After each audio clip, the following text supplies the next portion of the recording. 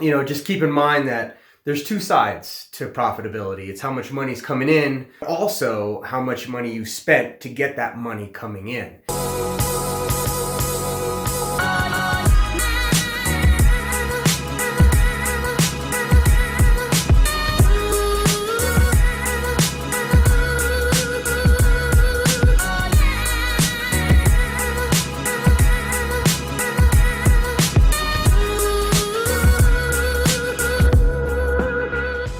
So the first one is, are coffee trucks profitable? And they can be. Then they can also be a mess. I have a couple of videos on how to make money in coffee trucks. They're on my YouTube page. The biggest thing for me where I see people get themselves into a lot of trouble is when they take out loans. They'll pull out a $20,000, $30,000 loan without having an idea on how to make money in these markets yet. Then what ends up happening is they have a loan payment. They're not able to scrounge up the money to make the loan payments, or for whatever reason, they get themselves into hot water. There's two sides to the equation of profitability. It's, how much money do you make and how much money do you keep? If you got a bunch of loans because you're financing your coffee truck, it may not be profitable. It just depends on your business decisions. I generally feel like the best way that you want to come into this, if you can, to be loan free. I'm a big advocate of being loan free, big advocate of doing it yourself, or trying to do most of it yourself. As opposed to hiring out, one of the coffee truck companies or one of the food truck companies to build you out a truck of 50 grand. I mean, easy math on 50 grand. You had a car loan of 25 grand. I think I paid $350 for a car loan of 25 grand. So I could only imagine a $50,000 loan is going to be $600-700 a month. People can get themselves into hot water. I've said this before, I really believe that you can start a coffee truck for 10 grand. I'm currently working on a plan to get a coffee truck started for less than 5 grand, which is kind of mind-boggling. I know a lot of people out there will say that it can't be done. I disagree. I think it can be done. And I don't think you need to get 50 grand into the hole to sell a cup of coffee. You take your time on investing into this thing. You buy your equipment one piece at a time. You build out slowly. Then I think you can easily make a very good amount of money. So, all right, next question. Okay, what's the startup cost? Again, I got this on my blog, how to start a business with different budgets. I think if you're going to start up a cart, you can do it for easily sub 5 grand. Coffee trailer, 10 grand. Coffee truck, probably 15 to 20 grand. That's if you're buying, some of your equipment used. Sales numbers. This is the one that always gets people, right? Like, how much money am I going to make? How hard are you going to work?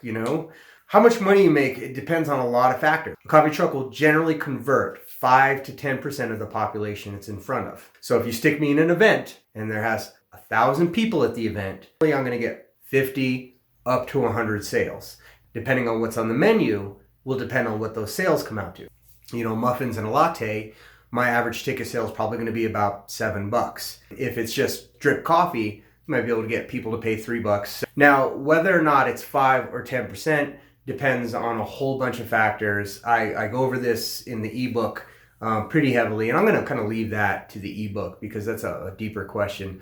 Station versus routes. They're both great. You can make money at both. Take a little bit different tactics. Routes are a little bit more stable. You can get people in habits. Every Monday, Wednesday, Friday, I'm coming by your business. And stationary, you probably have the opportunity to make more money, but it's be harder because you got to pull people off the street, off the sidewalk, whatever. Stationary versus route. It just all depends. Like, the other thing about routes is once you're done with your route, you're done. You start your route at 7, you get your coffee to the first group, move on to the next one, 8 o'clock coffee, 9 o'clock coffee, 10 o'clock coffee, done. You get your 50 cups, you made your $300 that day, and then go home. You're off for the rest of the day, so it's nice for that reason. Stationaries, you're kind of locked into it. There's pluses and minuses to both. Every situation is going to dictate a little bit differently. How many permits do you need? Okay, you definitely need your health permit. Simple things like hand washing station, triple sinks, the ability to sanitize. You need some fire permits. Ultimately, how many permits do you need is dependent on the city. But if I want to do some stuff like in the county, like a county fair or something like that, then I very may well have to get both permits. Or sometimes you can just apply for a temporary permit. All right, insurances. So what type of insurance do you need for a coffee truck? So you're going to need insurance on the truck. I went with like Geico. I'm currently with State Farm. They actually did me better than Geico. So you'll need insurance for your vehicle. And then you'll need insurance on your equipment, slip and fall insurance. That's general liability insurance for your business. I use a program called FLIP, which stands for like Food Truck Liability Insurance Program. If you're doing a lot of events, a lot of people will require that you have that. So it's very common. Generally what you need is you need truck insurance, equipment insurance, and slip and fall, which is general liability. Generator, gas versus diesel. Gas. Diesel's a struggle. The thing is, if you let diesel sit too long, it'll muck up. You got to keep running diesel engines. With gas engines, you know, I got a generator in the garage right now I haven't used in a couple months. I pull that thing out, it'll start no problem. Gas is easy to find, it's everywhere. And yeah, I don't see any benefit to switching over to diesel. Some people are like, it's not as much fumes. Yeah, that's true. They're right, you know. But, you know, there's ways to kind of work around the fumes. As far as the noise, I mean, I think they're probably equals. I think noise, you're just going to have to pay top dollar to get rid of the noise. Things like Honda generators. And plus, it's just easier to find gas. So buy an espresso used or new. Buy an espresso machine the way you buy your car. If you don't mind doing fixer-upper, buy it used. If you're like, I hate car trouble and your car is fairly new, buy your espresso machine the same way. So I use an Astoria Divina, you know, and Astoria is kind of like the Toyotas of espresso machines. They're hard workers at a reasonable price and they don't break down. You got to look at your personality and what you enjoy dealing with. If you enjoy working through things and fixing problems, then you should probably buy used. If you can't stand kind of working on your car or something like that and it gives you anxiety that thing might not start, you should probably buy new, you know? So, you know, it just kind of comes down to how you like to handle those type of issues. Yeah, buy an espresso machine like you buy your cars. How many beans do you use? Okay, so generally 15 to 25 pounds a week. That's how I buy my beans. I do Brazil. I roast my own now. Originally I didn't, but now I do. And so what I do is I buy Brazilian and Ethiopian.